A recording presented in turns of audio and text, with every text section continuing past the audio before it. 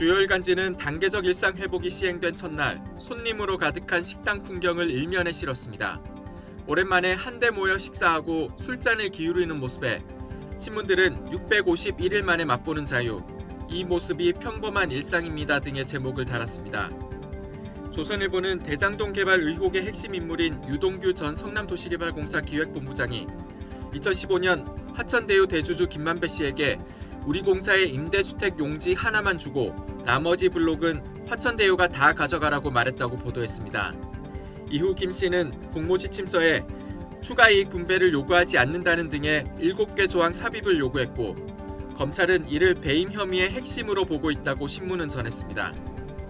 중앙일보는 대장동 개발 당시 성남시장이던 민주당 이재명 대선 후보에 대해 검찰이 배임 혐의 적용이 어렵다는 잠정 판단을 내렸다고 보도했습니다.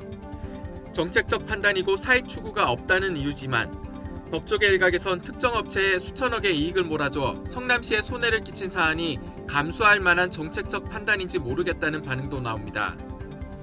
한국일보는 제2의 대장동을 꿈꾸며 대박 쫓는 6만 개의 불나방이란 제목의 기사를 일면에 실었습니다. 550억을 투입해 메디컬 건물을 지어 매출 700억을 올리고 세금을 내고도 순수익 75억 원을 챙긴 이모 씨 사례를 들며 한 건만 성공해도 평생 먹고 산다는 시행업계의 속설도 소개했습니다. 동아일보는 서울 상계주공 6단지의 최근 20개월 거래를 전수조사했더니 매수자 절반이 2030 세대고 대출액이 집값의 절반이라고 보도했습니다. 2030 세대는 올 들어 노원구 아파트를 평균 7억 1천만 원에 매입하면서 은행에서 3억 3천만 원을 빌렸다며 금리 상승 시 상환 부담이 커질 수밖에 없는 구조라고 지적했습니다. 서울신문은 대졸 비정규직 취업자가 역대 최대인 284만 명이라고 보도했습니다. 청년 취업난이 코로나19까지 겹치면서 가중됐지만 그동안 정부 고용정책도 양질의 일자리를 창출하는 데 한계가 있었다는 지적이 나옵니다.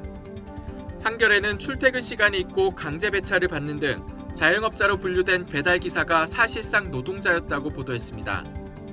지역 배달 대행업체 배달기사 1000여 명을 대상으로 한 서울시의 실태조사 보고서를 보면 41%가 사전 동의 없는 강제 배차를 경험했고 이 가운데 25%는 매일 3번 이상 강제 배차를 받았다면서 이같이 설명했습니다. 조간브리핑 김평정입니다.